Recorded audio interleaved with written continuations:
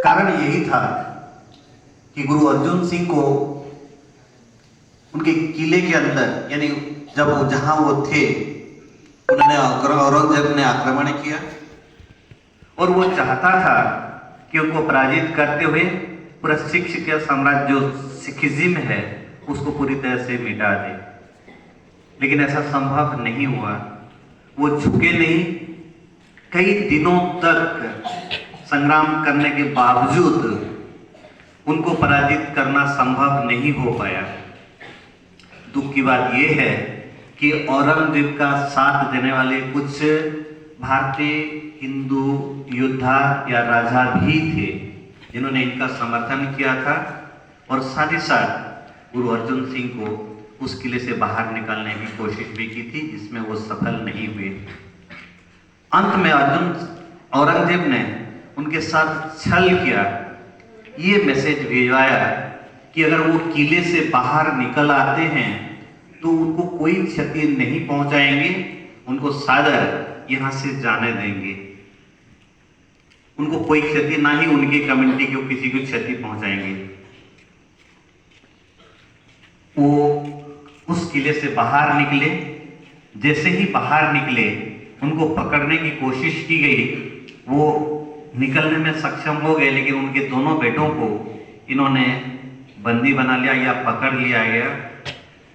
ये कहने के लिए मजबूर किया गया कि ये लोग इस्लाम धर्म को कबूल करें, यानी इस्लाम धर्म को अपनाएं।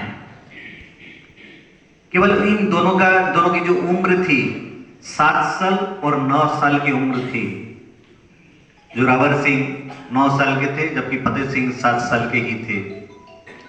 उनसे कहा गया कि आपको इस्लाम धर्म को कबूल करना है, अन्यथा आपको यही मार डाला जाएगा।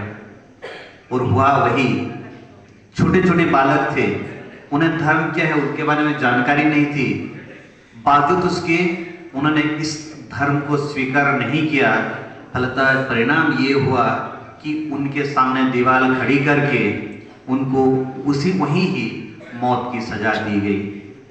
स्वाभिमान। एक छोटा सा बच्चा, क्या जानते हैं 7 साल की उम्र में, 9 साल की उम्र में, लेकिन अपने धर्म की रक्षा के लिए, अपने पिता के पदांक का अनुसरण करने के लिए उन्हें ना तो किसी के धर्म को अपनाया, ना किसी धर्म को अपनाया, ना ही औरंगजेब के जैसे उस समय तत्कालीन सम्राट के सामने वे लोग झुके। यही कारण है कि उन्हीं की याद करने के लिए आज के दिन को हम लोग वीर बाल दिवस के रूप में मनाते हैं। बच्चे कुछ भी हो, आत्माभिमान, गर्व होना अलग बात है, लेकिन स्वाभिमान या आत्माभिमान होना, जिनको सेल्फ एस्टीम कहते हैं, एक आदमी के लिए निहायत जरूरी है। अपने धर्म की रक्षा के लिए, अपने प्राण निभाने के लिए, साथ ही साथ अपने गुरुजनों की अभिलाषा को पूरा करने के लिए कभी ना झुकना, यही स्वाभिमान है, वही आत्मनिष्ठता है, यही आत्मबल है और यही स्वाभिमान है।